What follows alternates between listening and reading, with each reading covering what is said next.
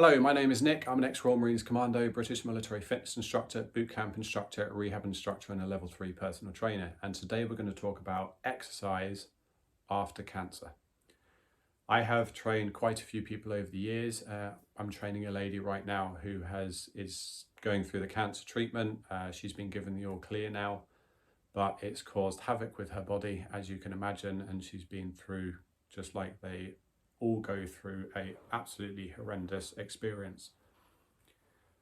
I am not a doctor, so I cannot give you any medical advice on cancer. That will be up to your cancer specialist. But what I do know as a trainer is I work in contact with doctors where I will make sure that my clients are, if they're going to start exercising, that they are ready to come back to exercising.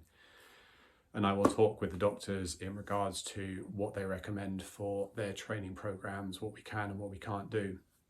From my humble experience as a trainer of working with such people, depending on the treatment you are on, you might be put on hormone inhibitors, for example, which don't help the training process, because hormones are obviously very, very important into it when the body is adapting, when it's growing muscle, when it's fixing itself from the stresses of exercise.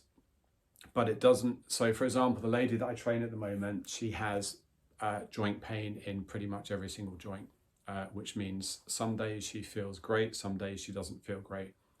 Again, take your advice from your doctor first and foremost, and then if I would personally recommend you use a fitness professional, a personal trainer, or go for training at a physio center, where they can communicate with your doctor and find out what's best with you. But for example, with her, if we get her on a good day, so her recommendation from her doctor is she can exercise, absolutely no problem for her to exercise, and actually it'll be very beneficial for her rehab from cancer to exercise.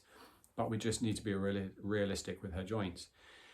If she comes in and her knees are particularly hurting her, then obviously we devise a program that takes out or minimizes the amount of work we can do on the knees, or include into the program for the knees a nice kind of stretch workout. So you can actually do exercises that are working the muscles but also stretch the muscles at the same time.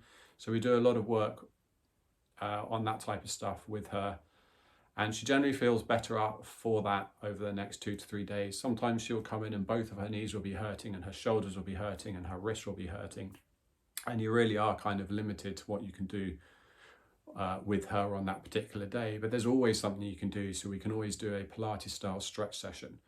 We can always do kind of isometric exercises where you're not putting a muscle through its range. But for example, the easiest way to describe it would be like holding a bicep curl bar and you're just holding it in that position.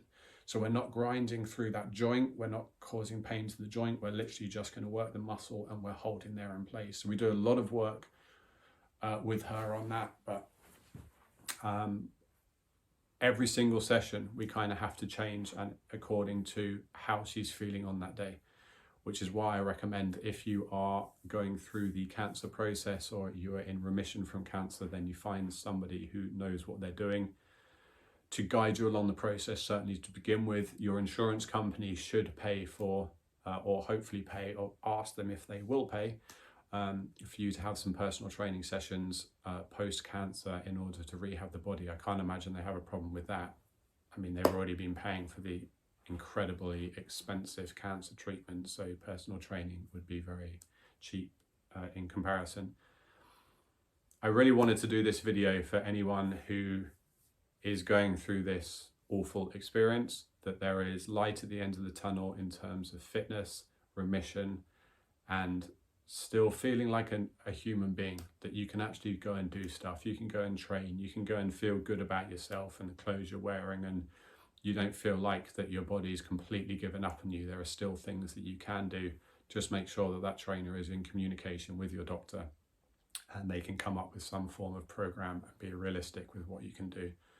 But I have seen some fantastic results. My lady, she's a very positive lady, extremely positive, and she's very thankful that she can now do exercise. The exercise makes her feel good. It makes her feel great, like exercise makes us all feel great. And she's very positive about the future. And yeah, she as part of her fitness journey, she's always done fitness throughout her life, but as part of her fitness journey now, Just like if you have a knee issue or something like that, along all of our fitness journeys, we will have hurdles in the way, and she's now learning just how to work with this new hurdle in her way and come up with a new way to get fit and understand what she can do. So she also does things like dance classes, which has a nice social aspect to it, gives nice movement to the body, good benefits to the cardiovascular health. So yeah, she's doing absolutely fantastic, and she's been through hell and back, like anybody who has had cancer. So yeah, that's the best advice I can give is, if you are going through that, if you're going through cancer at the moment and you want to exercise, communicate with your doctor, get them to communicate with the trainer, and see what they can do for you. Thank you for watching.